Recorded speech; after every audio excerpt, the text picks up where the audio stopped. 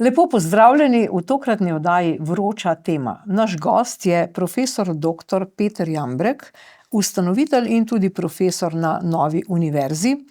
Lepo pozdravljeni, dr. Jambrek.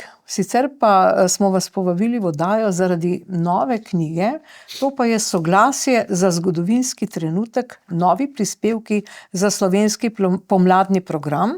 Knjiga je za zdaj v digitalni obliki. Tule se bodo ves čas vrtele fotografije, ki bodo oplemenitile to knjigo, tudi ko bo popolnoma dokončno sestavljena. No, seveda pa ste vi prejšnji teden javno predstavili ta svoj projekt. Pa povejte, zakaj gre. Ja, zdaj ta projekt se je začel mogoče manj kot pol leta nazaj. Nekje smo se dobili v nekem zasebnem stanovanju in par prijateljev, pa smo rekli, da zdaj so pa stvari tako zanimive postale po svetu, v Sloveniji, da je lahko to primerjamo kar z nekim bolj zgoščenim zgodovinskim časom, ko se dogaja več kot pa običajno, da so pred nami konec koncev tudi neke volitve, ki bi utegnile biti zelo zanimive čez eno leto. In kaj bi naredili zdaj, ne? In pol smo rekli, ja, edino, kar res znamo, je to kaj napisati, pa kakšno knjigo izdati, ne? No, in tako je to ratalo, da se je nekako začela ta ideja valiti v tem ožjem krogu 7 pobudnikov. Zdaj, ko je prišel kolofon knjige, se imenujemo uredniki. No, in ideja je bila ta, da bi bila to sicer ena taka čisto normalno obsežna knjiga na 200-300 straneh.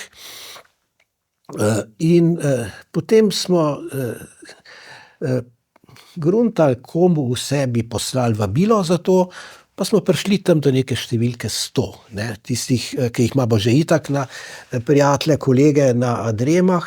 Zdaj, pravilna bi bila ugotovitev, da so vendarle, da je bil ta izbor nekoliko pristranski, in sicer je šel iz, recimo, iz izhodiščnega, širokega kroga ljudi, ki jih ne štejemo za neke ideologe tranzicijske levice. No, karkoli že to pomeni, ne.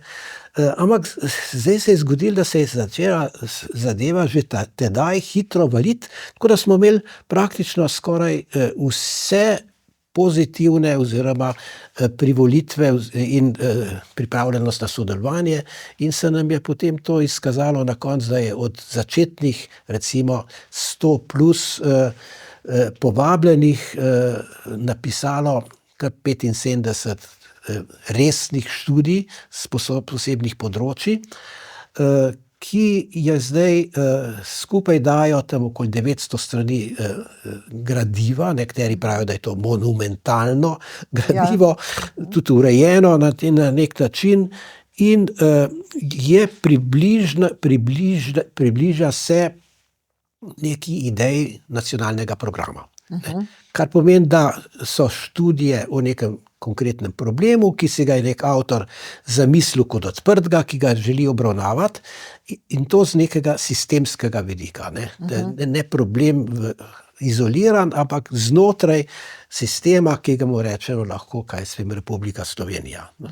No, malce povejva vaši naslovi oziroma kazalo vsebine, to so poglavja, ki se občasno tudi pokažejo na teh slikah, ker to je šele predlog neke vizualne slike, so recimo Slovenija v prelomnem času, mednarodne zadeve, kriza Evrope in Unije, revolucija in sprava, ne, tu je vaš prispevek, bova v njem kaj posebej rekla, gospodarstvo in razvoj, zdravstvo in socialna pravičnost, izobraževanje in znanost, kultura, umetnost, etika, identiteta in civilna družba. Zdaj seveda vse skupaj spominja tudi na ta nacionalni program, ne, ki pa je bil tudi v številke 57 Nove revije pred 38 leti. No, tu naj navedem še Demokracija in ustava, zgodovinske perspektive, pa dejansko nacionalni program je tu samo eno od poglavij. V čem je zdaj razlika med tistim nacionalnim programom pred 38 leti, kjer je bilo 16 avtorjev, pa s tem pomladnim programom? Kaj je zdaj razlika v tem? Zdaj, če dovolite najprej minutko, dve, da povem, kako je ta knjiga bila potem na koncu urejena in predstavljena, kakršna je zdaj. Recimo vnaprej kazala vsebine, razdelitev po poglavjih ni bila določena. Čeprav smo razmišljali o tem, a naj bo resorsko, tako kot so, ne vem, koliko je ministrstev ali po kakšnih drugih variantah, bil je ena ideja našega enega od prijateljev, ga ne bom izdal, da enostavno ne bi urejevali knjige, ampak bi kar po abecednem redu teh 70 plus avtorjev navedli in to bi bilo to, ne. Pa to ni prevladalo, vendar je šlo bolj za neko poskus vsebinske razporeditve teh prispevkov. No, in zdaj struktura knjige, če na hitrico povem, je naslednja. Na koncu smo napisali uvod pa zaključek.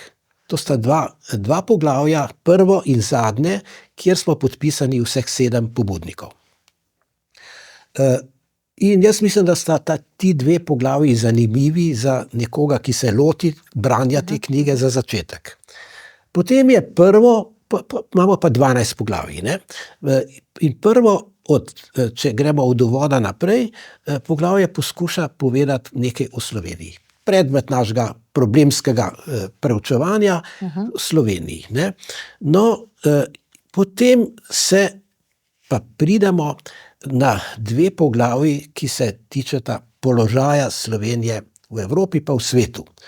Smatramo, da je to tisti zgodovinski dogodek, je tisto, kar se dogaja v svetu in vpliva, pluskne v Slovenijo, tako kot je že v zgodovini se dostikrat dogodilo, da je Slovenija pravzaprav se premaknila na nek način takrat, ker je bilo zunanje okoliščine tiste, da so jo silile v to. Tako da smo začeli z položajem v mednarodnih odnosih v svetu in v Evropski uniji, no in potem šele gremo na nekoliko tega zgodovinsko resornega, ne.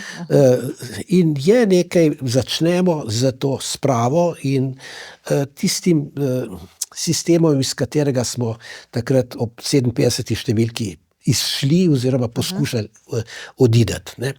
No, in potem je nekoliko resornega. Gospodarstvo, kultura, izobraževanje, znanost in potem se nam prevesi na koncu spet v tisti zelo splošni problem identitete Slovencev kot naroda ali pa kot posameznika, civilna družba in neko sistemsko razmišljanje o Sloveniji skozi zgodovino in Sloveniji z neko željo gibati se naprej po nekem programu, po neki osmislitvi. Torej, ali je to zdaj politični program? To še ni. Upajmo, da bi lahko bil.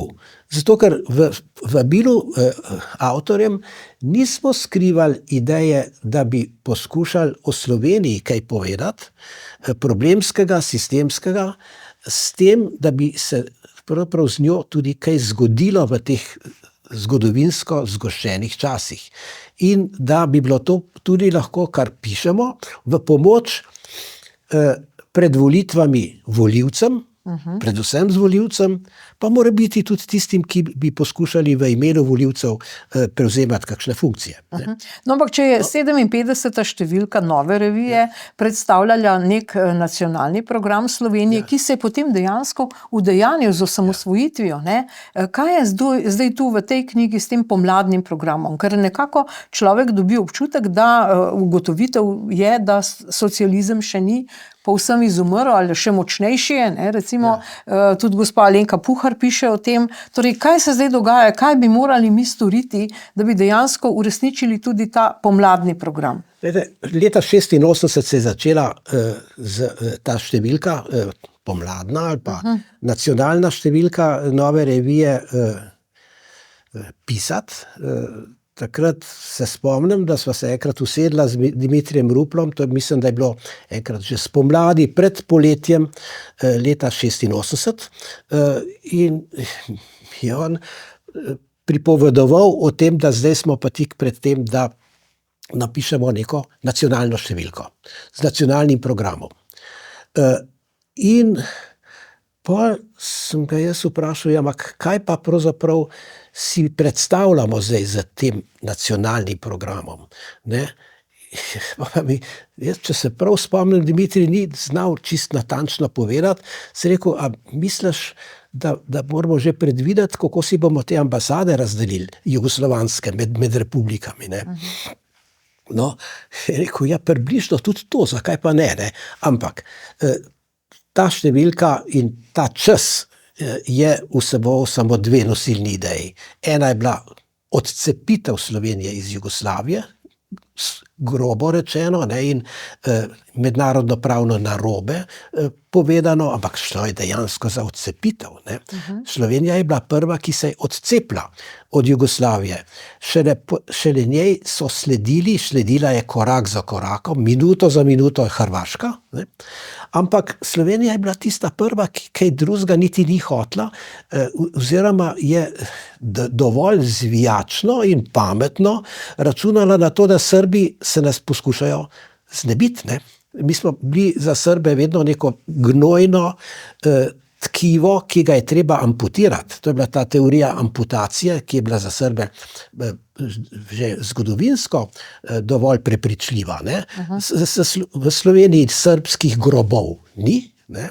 V Sloveniji manjšine naših rojakov ni, se pravi, da se jo lahko mirno iznebimo zato, da ohranimo zdravo tkivo, kjer pa Srbi imajo v Jugoslaviji svoje položaje nedotaknjene. Tako da mi smo nekoliko potihem računali na to, ne. No, ampak to je bila eno, je bila odcepitev, druga pa seveda ustava, ne. Nova demokratična ustavna zgradba Slovenije. Ne. Tako da to sta bile dve preprosti ideji in ti dve ideji je tedanje slovensko ljudstvo v celoti razumelo in se z njima strinjalo. Tu skoraj da ni bilo kakšnega večjega nesporazuma in Centralni komitej Zveze komunistov Slovenije tedaj je poskušal plavati, ne, nekje med svojimi gospodarji v Beogradu pa svojim lastnim ljudstvom. In je bilo pri tem to plavanje kar dovolj, recimo, zanimivo in prepričljivo in tudi uspešno, ne. So skupaj splavali za svojim ljudstvom ven iz te Jugoslavije. No, to je bilo to. Ja. To je bilo ta 57. številka. Zelo preprosto. Sedanja knjiga, ne, o zgodovinskem trenutku in soglasju je bolj zapletena, ne, in je tudi situacija bolj zapletena. Ne moramo si skrivati oči pred tem, da pravzaprav je tedanja Zveza komunistov Slovenije uspela, ne, ohraniti pravzaprav skoraj nedotaknjeno svoje bistvo do danes.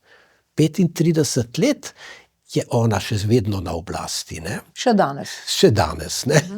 Seveda izjemno dobro preoblečena, ideološko, politično, z imeni in nazivi strank in tako naprej, ampak ta sistem, približno isti, kot je bil še v Sloveniji v času Jugoslavije, se je ohranil, ne, zelo težko prepoznavno, ampak sistemsko deluje podobno, kot je tedaj že itak delala Jugoslovanska partija in Slovenska partija, ki je bila znotraj zelo frakcijsko razdeljena. In danes pravzaprav je samo z nekimi drugimi imeni reproducirana struktura Centralnega komiteja Zveze komunistov Slovenije z drugimi imeni, ne. Ampak kako jim je to uspelo? Ja, kako jim je to uspelo? Ne vem, pojma nimam. Z veliko znanja, profesionalizma, agitacija in propaganda je bila vedno nek zelo pomemben oddelek znotraj Centralnega komiteja, da še vedno deluje. Ne vem kako, ne vem, kje so prostori tega agitacije in propagande kot nekega posebnega oddelka, ampak očitno deluje brez brezhibno. Ne? No, ampak vi zdaj kličete in tukaj objavljate nek nov pomladni program in kličete k soglasju. Ja. Kaj točno naj bi se zdaj spremenilo? Ne vemo. Čist točno pa res ne vemo. Zdaj, namreč meni osebno ni čist jasno, kako bi se ta partija, ta zveza komunistov, preoblečena in preimenovana v današnje oblačila, lahko znebila te svojega zgodovinskega, ideološkega in političnega in oblastnega bremena. To mi ni jasno. Ali nekog z njimi moraš računati in toliko volivcev očitno se še vedno dobro počuti v teh preoblekah. Ne? To ne vem. Tako da jaz si tako predstavljam, da ta knjiga, jaz mislim, da je neka res sijajna poteza, da vsebuje dragocene študije, sijajen program, ki pa bi jaz težko rekel, da je nacionalni program. Je program neke, recimo, skupine intelektualcev in pa velike, bi rekel, večine tudi volilnega telesa, ker je zelo širok program, tako da si jaz sam težko zamislim, da je možno na neki drugi polovici volilnega telesa in intelektualnih skupnosti ustvariti program, ki bi bil konkurenčen temu, ki je v tej knjigi predstavljen. Želel bi si, da bi na tej tranzicijski levici bili sposobni nekaj podobnega ustvariti in objaviti, tako da bi se lahko pogledali in med sabo soočili, ne? In bi potem iz tega kaj pametnega dialoškega nastalo. Ne? Tako da, no. No, ampak recimo, prej ste omenili seveda 57. številka Nove revije, nacionalni program je klical in tudi potem ustvaril neko novo ustavo, ampak tudi danes slišimo klice, da potrebujemo neko novo ustavo, mogoče novo republiko. Ali potrebujemo to?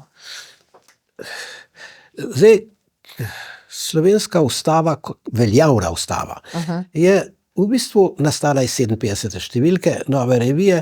Tam je bilo že nekaj idej o novih ustavnih določbah. Naslednje leto, aprila leta 86, je izšla dejansko ta pisateljska ustava, je bila predstavljena, ampak ona ni nič posebnega. Ona je preprosto šla v tire evropske sodobne ustavnosti z vsemi klasičnimi določbami o vladavini prava, človekovih pravicah in ureditvi države. Tako da to v strogem pomenu besede ustavno identiteto Slovenije ne moremo spreminjati, ker je večna. Je drugačna, biti ne more skoraj, kot da povzame vse tiste izročila ustavna, ki so v Evropi znana in ki bi jih morebiti kazalo nekoliko oplemenititi in nadgraditi tudi z ameriškimi izkušnjami, ne? Tega njihovega večinskega sistema, predsedniškega sistema in tako naprej. Ampak je pa res, da se je v teh zadnjih 35 letih, od leta 91 do danes, že marsikaj dogodilo čisto strokovno gledano na ustavno-pravnem področju, kar bi lahko mirno, brez kakršnihkoli političnih sporov unesli v sodobnejši, bolje formuliran tekst ustave. Recimo, volilni sistem se mi zdi, da je tista ključna zadeva, ki se mi zdi, da ustvarja neke vrste nestabilnost političnega sistema in težko pregledno učinkovitost vladnega sistema. Ker je pač ta 4-odstotni prag pa sorazmerno predstavništvo večjega števila strank v parlamentu rezultira v nekih koalicijskih vladah, ki praviloma niso sposobne nekih reform, ki bi jih krvavo potrebovala Slovenija po teh 35 letih zelo počasne tranzicije danes izvesti, ne. Tako da neko kombinirani volilni sistem, za kakršnega, kolikor jaz poznam oba svoja prijatelja, ne, se zavzema Ciril Ribičič in Janez Janša, bi bil zanimiva, kako bi se rekel, in prodorna ideja za neko tudi konec koncev konstitucionalizacijo volilnega Pa sistema. bo prišlo do tega, saj smo imeli referendum nenazadnje. Kaj je zdaj z vsem tem? Ne verjamem, lahko bi prišlo do tega brez referenduma z nekim pametnim dialogom med političnimi elitami države, ne. Ki pa ga ni. Ki ga pa ni. Saj to se mi zdi, da je glavno, kar potrebujemo, ne.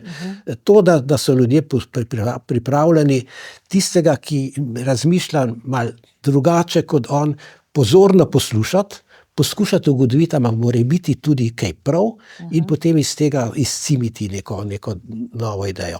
To je ključna zadeva, res. No, vi ste bili tudi prvi predsednik Ustavnega sodišča. Mogoče lahko orišete to tranzicijo. Kaj je danes Ustavno sodišče? Včasih smo veliko polagali, veliko upov, ker to je bil le nek arbiter, ki je povedal, kaj je zdaj ustavno, konec koncev kaj prav, kaj narobe, ne. Zdaj pa pravzaprav ne vemo, ne, mnogih odločitev tudi ne sprejme, ne morejo, so v nekem krču. No, zdaj, kakor me vi sprašujete, bi človek rekel, da odgovor bi moral biti nek tako načelen, konceptualen, pameten, teoretični in tako naprej. Ampak mislim, da zgodovina in življenje posameznikov se odvira tako bolj eksistencialistično, od trenutka do trenutka, in nikoli človek točno ne ve, kakšen trenutek bo sledil, ne vemo, v kakšnem trenutku živimo, ampak šele kasneje vemo, da smo živeli v takem trenutku, za katerega danes ne vemo. Isto bi jaz rekel za Ustavno sodišče, ne. Novo ustavo smo skovali leta 90-91. Jasno je bilo, da neko Ustavno sodišče moramo imeti, zato ker ga imajo vse dostojne evropske države, in to Ustavno sodišče se je potem via facti dejansko znašlo v sredi tega tranzicijskega procesa, ker sama ustava ni regulirala izrecno, kako se zagotoviti prehod iz bivšega enopartijskega, komunističnega, totalitarnega sistema, delavskega in drugega samoupravljanja, v neko preprosto, moderno, ustavno demokracijo, kakršno so tedaj na Zahodu živeli, ne. No, tako da se je Ustavno sodišče znašlo namesto samega ustavnega teksta v vlogi tistega, ki poskuša vse spore in dileme prehoda iz totalitarnega v demokratični sistem uravnavati. To so bila 90. leta. Gotovo takrat, zdaj zanimivo je, ne, da tisto Ustavno sodišče in njegova generacija iz 90. let danes uživa izjemno odobravanje in spoštovanje vseh. Praktično vsi se ozirajo nazaj in pravijo, to je bilo pa res tisto pravo sodišče, ki je znalo odločati avtoritativno in strokovno. Ampak takrat, če se spomnim, smo bili nenehna tarča najbolj surovih diskvalifikacij, ne, Ustavno sodišče. Nikakor, mi smo bili kot neka obrobna, čudna pokveka, ki bi jo najrajši se jo znebili, ne. Tako da so že bila, gotovo naše sodbe so bile zelo odmevne, so bile natančno secirane in komentirane, ampak v režimskem tedanjem in sedanjem tisku takrat so bile prav pričakane na nož, ne, vse, kar jih je bilo. Tudi par ključnih sodba tedaj je spreminjalo geografijo države, recimo o lokalni samoupravi, če ne bi bilo ustavnega sodišča danes današnjih občin, ki so skoraj edine še ostanek pristne demokracije v Sloveniji, ne bi bilo. Bi bile še zmeraj neke Kardeljeve komune, ne, kot so bile v prejšnji sestavi. In tako naprej. Tako da to sodišče je nastalo zato, ker se je slučajno zgodilo, da je bilo leta 90 spomladi odprtih 5 novih mandatov. Sodnikov, ki so odšli, tako da je potem nova vlada lahko imenovala 5 novih sodnikov. Zdaj, nova vlada, niti ne, ampak Bučar, ne, ki je bil predsednik tedanje skupščine, in potem je postal predsednik ustavne komisije tedanje skupščine, je res, da midva sva bila zelo dobra osebna prijatelja, pa skupaj sva počela marsikaj, ne. Tako da izpadlo je tako, kot da je recimo sva enkrat hodila na cesti, pa je Bučar mi rekel, ja, zdaj je treba tole ustavno sodišče nekako sestaviti, ne, potrudi se, da bo kvalitetno, strokovno, in potem sem jaz poskušal dobiti teh 5 imen, ampak tako, da bi vsako ime predstavljalo eno od političnih frakcij. Tako da bi bilo v bistvu že v osnovi, v izhodišču pluralno sestavljeno. In tako se je tudi zgodilo, ne. To je bil recimo, ne vem, Mišo Krivic je bil takrat blizu tej liberalni demokraciji oziroma mladinski stranki, Tone Jerovšek, za njega je garantiral, ne, tedaj Ivan Oman, in jaz sem ga sicer dobro poznal kot strokovnjaka, vrhunskega strokovnjaka v zakonodajnem postopku in pravnika, ampak na razgovoru, nekem takem kvazi kadrovskem razgovoru, sem rekel, vprašal Omana, dobro, v čem pa mislite, zakaj naj bi postal Jerovšek ustavni sodnik, in je rekel Oman, ja, zato, ker izvira iz dobre kmečke družine. Malo se mi je zdelo hecno, to mi ni bil čist najbolj prepričljiv argument za ustavnega sodnika, ampak potem se je izkazalo, da ima Oman prav. Ne? Ja, da ima zdravo kmečko pamet. Zdravo, pošteno kmečko pamet smo rabili takrat. No, ampak tudi danes je tako, ne. Marsikdo pravi, da mora biti sedanja vlada, proti kateri so mnogi volivci, tudi ankete tako kažejo, da so vse bolj nezadovoljni, ampak da vendarle bo kar obstala, se kar drži in do konca želi oddelati ta mandat ravno zaradi imenovanja ustavnih sodnikov. Torej pričakujejo, javnost tudi pričakuje, da bodo zdaj ti, ki jih bo imenovala ta vlada, bolj levo usmerjeni. Ja. Kaj menite o tem? Mogoče lahko je tudi to en od razlogov, zakaj ne bojo hiteli z predčasnimi volitvami, ne. Ampak vse skupaj je tako nekako žalostno, neučinkovito in brezizgledno. Pa kaj pravzaprav pomaga neki kliki na oblasti, da ima v svoje ustavno sodišče? Nič. Škoduje ji, zato ker bo tako ustavno sodišče zvesto in lojalno sledilo namigom in zahtevam vladajoče klike, s tem bo ta klika še bolj se odtujila od demokratičnih osnov in še bolj bo pripravljena braniti neke najbolj pritlehne interese, ne pa nacionalnih interesov. Ne. Tako da tu je začaran krog in kdorkoli misli, da karkoli za nekimi takimi ukrepi, kako bi rekel, uniformiranega ustavnega sodišča kaj pridobi za sebe samo.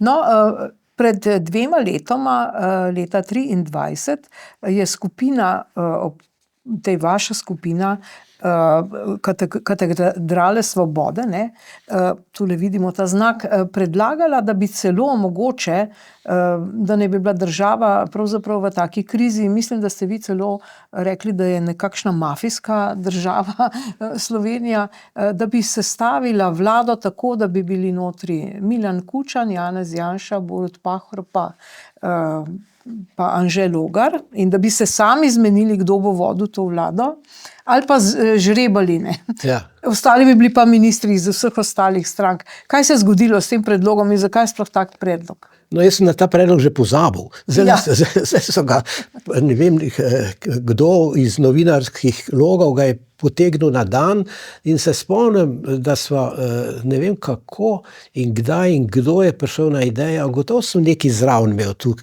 pri tem, ampak ta skupina, ne, imenovana, je v resnici neke vrste vrh slovenske oblasti, sestavljen iz različnih imen.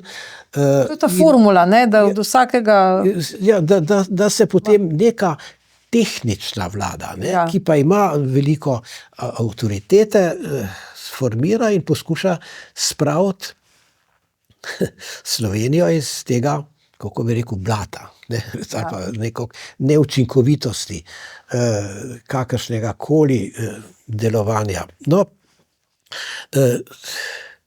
ideja je bila pravzaprav dosti, kako bi rekel, itak neuresničljiva, ampak zanimiva, ker se je zelo težko kdorkoli njej uprl, ne.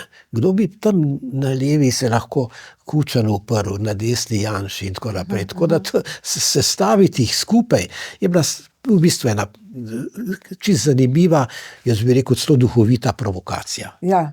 In ni bilo seveda nič, ne, ker zdaj nazadnje smo lahko brali, da je celo in javno izrekel Milan Kučan, da z Janšo pa absolutno ne, in tudi z Logarjem ne, ker je to spet Janša. Torej, zakaj ni tega dialoga, na katerega je opozarjal tudi takrat ob predstavitvi te ideje, ki je kakor provokacija, ne, je opozarjal tudi doktor Rupel, da je treba vendarle poslušati tiste, s katerimi se ne strinjamo. Zakaj tega preskoka v Sloveniji ne moremo narediti?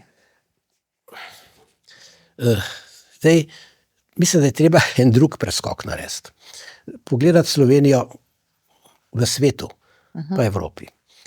Zdaj, v Sloveniji imamo neko kontinuirano vlado, neke tranzicijske levice, ki od časa do časa prekine neka vlada Janeza Janše. Ali more biti kdo drug, ki slučajno vskoči, ne? Ampak kontinuiteta je neizbrisna in tudi te vlade, ki niso tranzicijsko leve, zgolj za nekaj časa, za kratek čas vstopijo, pa ne morejo karkoli spremeniti v tem toku. No. Ampak zdaj Slovenija je torej obstala v tem svoji tranziciji, kontinuiteti, kot smo včasih rekli. In kaj se je zgodilo? Obkrožena je praktično z vladami držav, ki so iz popolnoma drugega vica, ne. Imamo Italijo, ki je pod vlado neke gospe, ki jo bi agitacija in propaganda v Sloveniji označila za neko ekstremistko, ne. Ja, se jo označuje, ne. Ja, ne. Podobno za Avstrijo velja, ne. Enako, pa z drugimi elementi velja za Madžarsko, ne. Hrvaška je desna. Že celo Srbija je v nekem smislu odmaknjena za 100 let od slovenskega modela. Tako Slovenija je znotraj tega svojega neposrednega sosedstva popolnoma osamljena, čudaška in se mi zdi, da vztraja na nekih blodnjah, ideoloških blodnjah, ki so 100 let stare, ne, ali pa 50 let stare. Tako da tu gre pravzaprav za neko provincialno, zaprto, miselno, res zaostalo, ne v smislu neumnosti, ampak zaostala je. Ne? Pase. Ne? Ja. In to so neke blodne, kolektivne blodne, osebne blodne. Ne?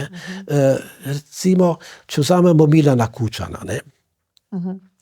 On je bil izjemno uspešen oblastnik, politik, izjemno na jugoslovanskem in na slovenskem nivoju. Ne. Slike, njegove fotografije v družbi Josipa Broza Tita, Kardelja, Popita, Ribičiča so znane in dokazujejo, da je res bil uspel biti v samem središču tedanje oblasti. To je z izjemno inteligenco in politično profesionalnostjo mu uspelo. Ne. Zdaj je nekako na stara leta ostal praktično že dolgo časa brez kakršnekoli oblastne funkcije, poskuša še vedno ustvariti vtis v javnosti, kot da o nečem govori in odloča. Hočem reči, gre za neke blodnje. Ne. Torej mislite, da on nima vpliva? Nikakršnega, nič. Zlasti v tem okviru, ko lahko ugotoviva, da je to niz držav, ki obkroža Slovenijo nekaj povsem drugega, tam niso več ekstremisti. Ekstremist, ki je na oblasti v demokratičnih volitvah dobil večino, ni ekstremist, on je režim, ne? On je neka nova realnost. Isto velja za vso Evropo, isto velja za Združene države Amerike. Ne? Svet in Evropa se je popolnoma spremenila in zdaj ta uboga mala slovenska provinca živi še neko 50 let nazaj. Ne. To je pa resni problem, to pa ja. Nacionalni problem Slovencev kot naroda, da državo vodijo ljudje, ki nimajo vpliva, ki so povsem nekako izobčeni in čudaški in popolnoma nepomembni. Ne. Tako da v tem smislu že ne glede na te, ali je človek bolj desno, levo, bolj za Janšo ali bolj za Kučana usmerjen, kot Slovenc, ki hoče imeti neko politično predstavništvo, ki kaj velja, ki se lahko pogovarja spoštljivo z svojimi sosedami in z evropskim in ameriškim vodstvom, tudi če bi bil jaz nekako, kako bi rekel, tranzicijski levičar, če bi bil pošten do naroda, bi rekel, dajmo že vendarle se spraviti skupaj pa ustvariti neko kredibilno vlado, ki bi ta narod znala predstavljati. Ne. Torej, kdo bi to bil? Imamo te ljudi? Jaz mislim, da je Janez Janša edini profesionalni politik z visoko stopnjo integritete. Pri njemu je kontinuiteta njegovega delovanja povsem razvidna. On je res profesionalno vrhunski politik. Ampak pustva slovensko razmere. On je, to pa vem iz lastnih izkušenj, državnik, ki ga v Evropi, zlasti v sosednjih državah, visoko cenijo. Zadnjič sem bil na nekem državniškem srečanju v Berlinu, kjer se je govorilo o izraelsko-palestinskem sporu, tam so ga pogrešali. So rekli, daj poskušajmo ga dobiti vsaj za en dan na to naše srečanje, ne? Oziroma berlinska iniciativa, kot se je temu reklo v tem primeru. Tako da Janši zaupajo, cenijo to, da ima dosti dosledna stališča in da je, ne bom drugega rekel, res profesionalen. Ne? Tako da tu bo nekaj se moralo zgoditi v Sloveniji, če ne bomo res začeli trpeti škodo, finančno, poslovno, ker diplomacija ne more slediti nekim oblastnim programom, ki so v popolnoma neusklajeni z tistim, kar se v svetu dogaja. No in očitno vsi Slovenci ne delijo tega vašega mnenja. ne, vendarle Janeza Janšo tudi mnogi odklanjajo. In najdejo popolnoma vsak razlog, tudi COVID, če hočete. Ampak ne gre za Janšo. Vi se gotovo še spomnite, ko je bil Lojze Peterle, predsednik vlade, je bila ves agitacija in propaganda z diskvalifikacijami, etiketiranji, žaljivkami usmerjena proti Peterletu, ne. On je bil kot nek, ne vem, klerikalc, zaostal in tako naprej, kar ne vem, kaj vse so mu takrat obešali. Jože Pučnik, ne. Jože Pučnik je postal, kot Alenka Puhar duhovito pripominja, prvi in zmagoviti kandidat za naslov nekega revanšista, ne. Torej, njemu so obesili neko osebnostno maščevalnost zaradi tega, ker je bil pač po zaporih, in grozili ljudem s tem, da bo on, če bo imel vpliv, bo revanšist in bo, ja. To so tipične psihološke projekcije, ko tisto, kar si sam naredil in kar si hotel in si branil tudi besedno, prenašaš in s tem identificiraš svojega nasprotnika, ne. Nasprotniku pripisuješ lastne, kako bi rekel, lastnosti, ki jih pač mogoče podzavestno šteješ za negativne, pa jih potem projiciraš na nekoga drugega. In to potem je bil Pučnik in kdorkoli je bil tej režimu tranzicijske levice kakorkoli nevaren. Vsak je bil deležen istega zasramovanja, zaničevanja, negativne propagande, ker je pa Janša že toliko časa prisoten in zelo sposobno in trdoživo prisoten v slovenski politiki, je pa ta negativni kapital, ki ga je z agitacijo in propagando ena stran uporabljala proti njemu, toliko večji. Tako da je danes res izjemno, kako bi jaz rekel, demokratično, negativno v Sloveniji ravno to, da demokratična izbira na volitvah je obremenjena ne s tem, kar nekdo poskuša programsko ponuditi, ampak z nekim res primitivnim etiketiranjem in negativno propagando. In Janša je tu v ospredju, ne? Oziroma v ozadju in ospredju vsega tega političnega kapitala levice. On je, ker so ustvarili neko strah in trepet pred Janšo, je to tisti, recimo, kaj bi jaz rekel, tretjinski politični kapital, s katerim razpolagajo in ki ga morajo gojiti in jih na vsakih volitvah znova zavajajo. Tu ne gre za nobeno vsebino, za noben program. Gre za čisto ožigosanje neke osebe, ki jim je na poti do nekih oblastnih interesnih pozicij. Ne. No in seveda, zdaj, če prav razumemo, torej kdorkoli bi bil, bi ga dejansko tako obravnavali, ne? Ampak zdaj pa nastane vprašanje, kaj je torej tisto, kar ta levica zavrača. To so očitno neke teme, a ne? Prav iz vašega poglavja, vi ste se lotili slovenska sprava, tranzicija, totalitarni režimi, to so pač te vaše teme, ki jih je umetna inteligenca izpostavila, ne?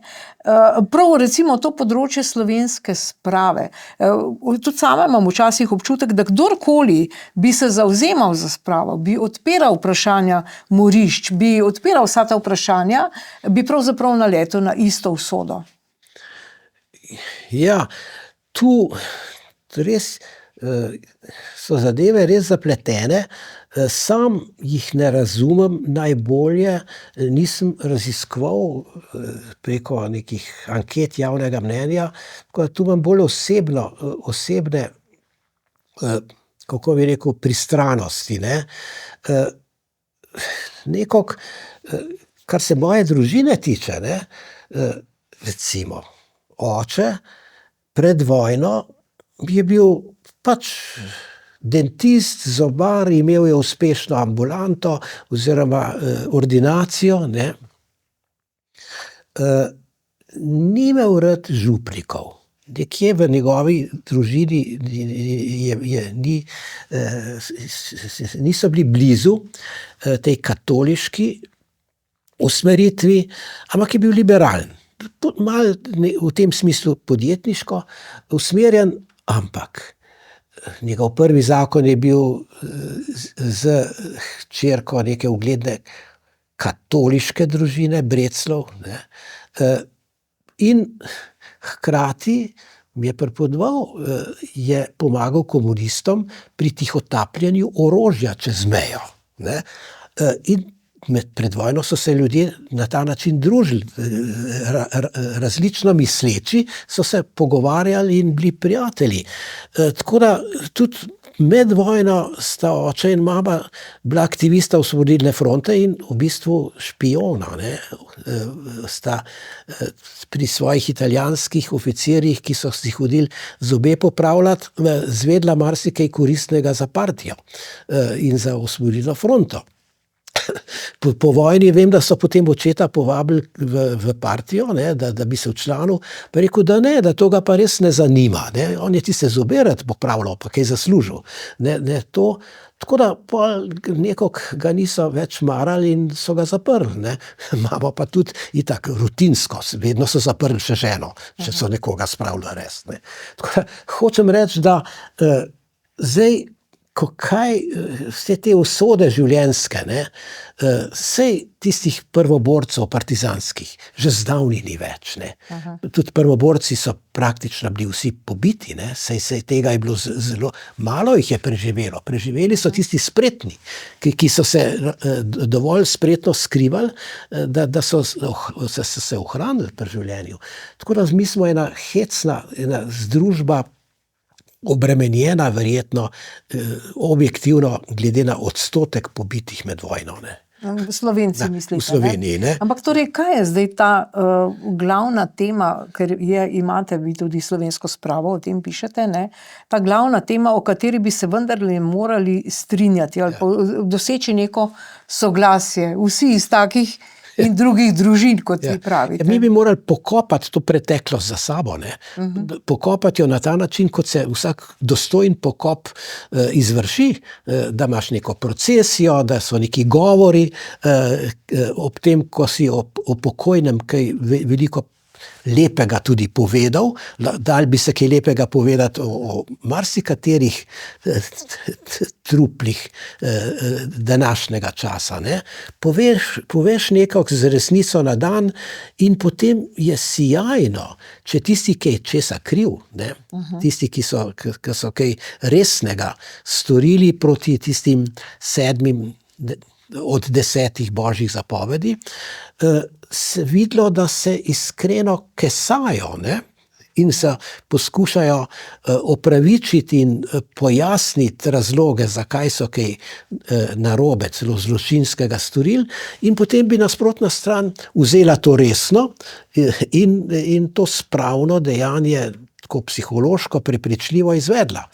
Daleč od tega, ne, tu so Slovenci nismo sposobni verjetno tega narediti.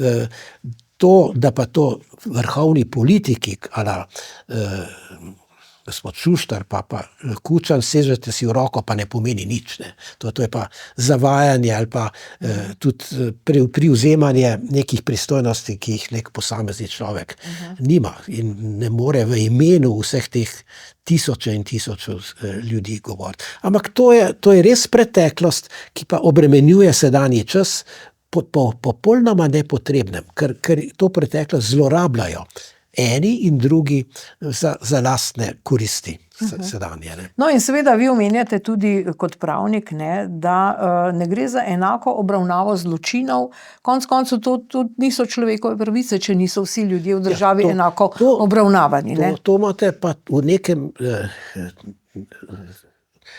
smislu zelo prav. To sva s kolegom, prijateljem Šturmom v neki knjigi, mislim, da je leta 2008 izšla, in je bila zbornik referatov na neki evropski konferenci o zločinih totalitarnih režimov v Evropi. No. Zdaj, teh režimov, ti režimi so trije, ne? Fašizem, nacionalni socializem in komunizem, ne? Zdaj, vsi ti so zdaj post festum tekmovali v tem, kdo bi jih več pobil, ne. Komunizem je daleč prednjači, on je v resnici tudi toliko dlje časa trajal, da je bil bolj uspešen pri pobijanju zlasti lastnih ljudi, ne, znotraj svojega naroda. No, ampak kaj se je potem zgodilo? Fašizem in nacionalni socializem sta bila vojaško poražena, bili so denacifikacijski in defašizacijski procesi, ki so poskušali te posledice zasedanje družbe preteklih totalitarizmov odpraviti. Pri komunizmu, ki je pa trajal potem od leta 1945 daleč do konca hladne vojne leta 1990, se je pa nekako ta zahodna Evropa čutila nekoliko nezainteresirano, ne, in prav te dekomunizacije ni bilo izvedene tako radikalno, kot je bilo po vojni leta 1945 z nacizmom in fašizmom. Hočem reči, da žrtve teh treh totalitarizmov niso enako obravnavane, ne. Mrtveci so res kot primerno in pošteno priznane žrtve pripoznani na strani nacionalnega socializma, holokavsta in fašizma, ne pa komunizma, ne. Tu pa ta spravni proces niti začet še ni bil, ne. Tako da to je že res, ne, da v Evropi sami te enakopravnosti mrtvecev ni, ne. No, pa z doktor Šturmom, ga navajate tudi v članku, ne, sta ugotovila, da se je nabralo dovolj podatkov, pričevanj in dokumentov, ki opozarjajo, da je bivša Jugoslavija in z njo vred Slovenija kot njena enota temeljila na umoru, ropu, nasilju proti telesu, ter da se je ohranjala na podlagi strahu, prevare in laži. Ne, to je vaš citat. Torej, ali je to še vedno zdaj v Sloveniji? Zdaj, to sta s Šturmom nekako bolj pravniško tako precizirala, konceptualizirala. Pravzaprav ideja je povzeta po neki res duhoviti in sijajni formulaciji Tarasa Krmavnerja o kosmati roki, ne. On je govoril o tej kosmati roki, ki je držala v pesti revolver ali pa nož, ne. In on je avtor ideje, da pravzaprav se ne more osvoboditi narod, nacija, dokler njen izvor v kolektivnem umoru živi v zavesti ljudi, ne. In je ta zavest potlačena, neizražena in javno neočiščena še živi naprej. No, namreč ta kolektivni umor prizadeva seveda najprej tiste same izvajalce, ki so pobijali po vojni, ne, ljudi, ki niso bili procesno, sodno kaznovani, in potem se prenaša ta skrita krivda na njihovo sorodstvo, na otroke, na sorodnike, in seveda tudi na žrtve in sorodnike žrtev. Oboji so nekako obremenjeni s tem molkom o nečem, kar je izjemno močno obremenjuje neposredne sodelavce in žrtve, hkrati pa s tem tudi ves narod, ne. Tega spravnega procesa Slovenija ni dala skozi.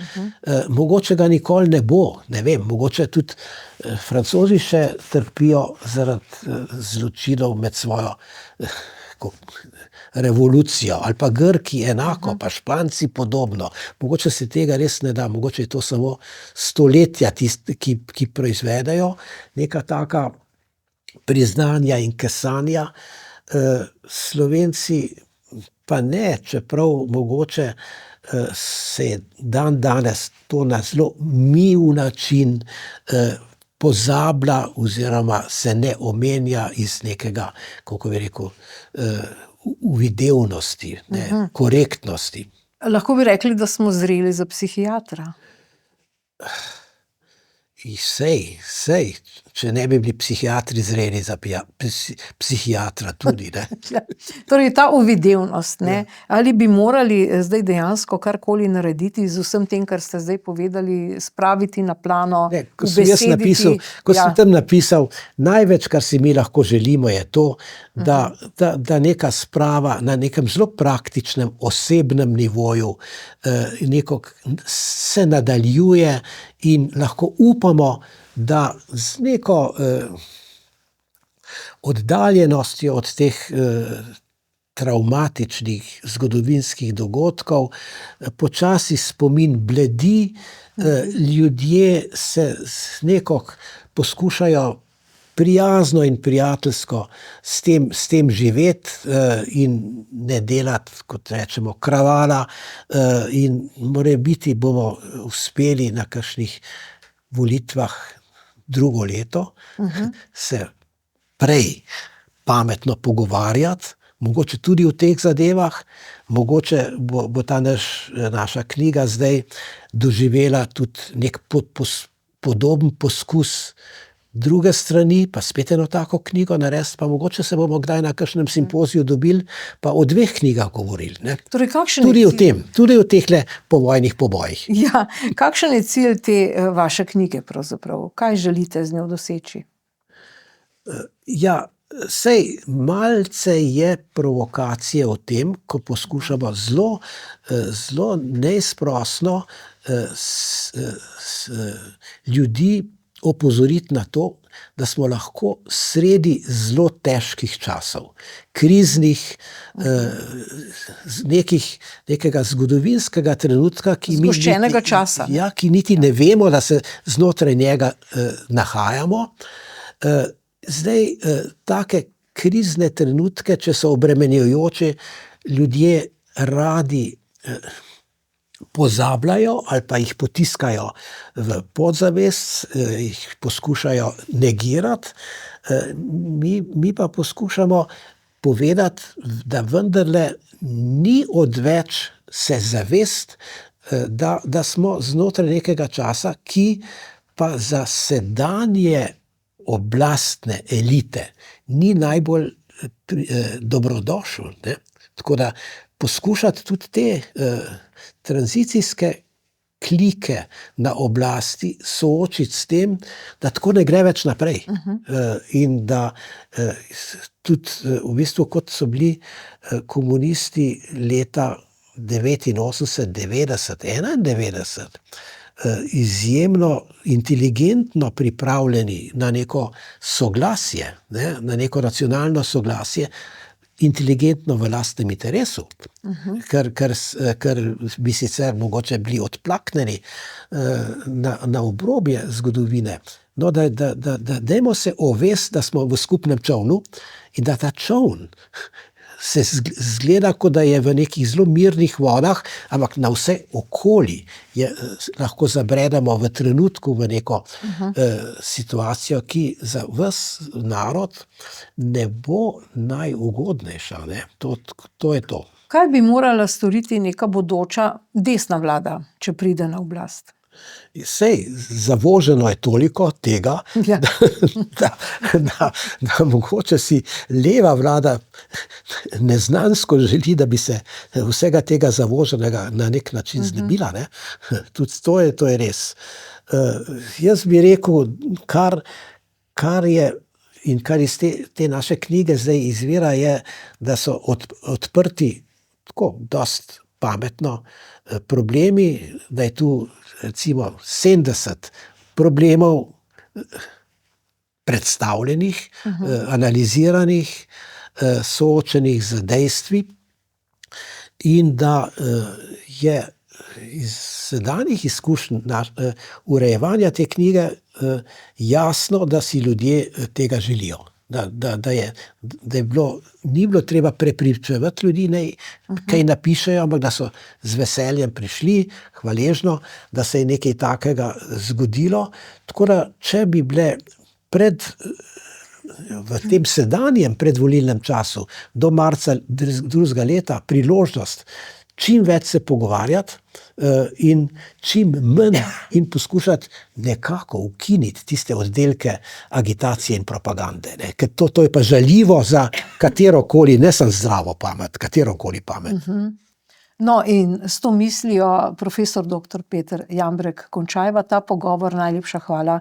Vam hvala za povabilo. Ja, spoštovane in spoštovani, vam pa hvala za pozornost. Nasvidenje.